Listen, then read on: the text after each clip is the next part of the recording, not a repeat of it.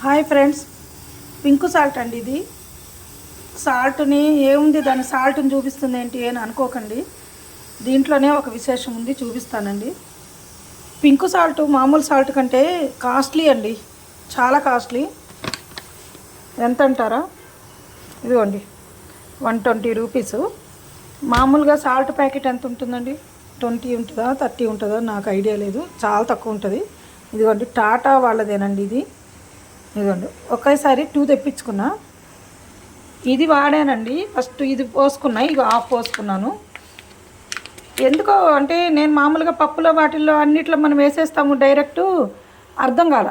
కానీ ఒకరోజు మజ్జిగ చేసుకోవడానికి కొంచెము దాంట్లో సాల్ట్ వేసుకున్నానండి. మజ్జిగ తాగిన తర్వాత లాస్ట్కి ఇసుక వచ్చేసిందండి నోట్లోకి. అరే ఇదేంటి మజ్జిగలో ఇసుక రావటం ఏంటి అని చెప్పి దాంట్లో నేను వేసింది సాల్ట్ ఒక్కటే, ఇంకా వేరేది కూడా ఏమి వేయలేదు.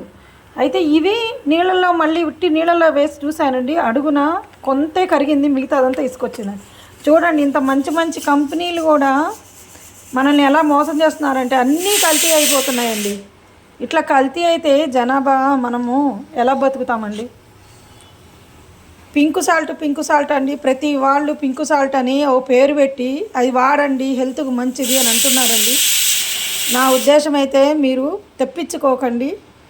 పింక్ సాల్ట్ అయినా వైట్ సాల్ట్ అయినా ఏదైనా ఒకటేనండి.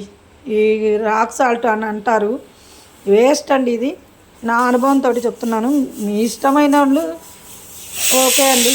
మళ్ళీ ఇప్పుడు ఇది తీసాను, ఇది బాగానే ఉంది. మళ్ళీ ఇదిగోండి ఇప్పుడు ఇది వాడుతున్నా. అంతకుముందు ఇది పారబోసేసాను మొత్తం. ఇప్పుడు ఇది బాగానే ఉంది. అంటే కొన్ని అలా కొన్ని ఇలా తయారు చేస్తున్నారా ఏంటి అని మీకు అందరికీ తెలియజేయాలని చెప్తున్నానండి. ఓకే ఫ్రెండ్స్, ఉంటానండి. లోకా సమస్త సుఖినో భవంతు. అందరూ బాగుండాలి, అందులో నేను ఉండాలండి. బాయ్ అండి.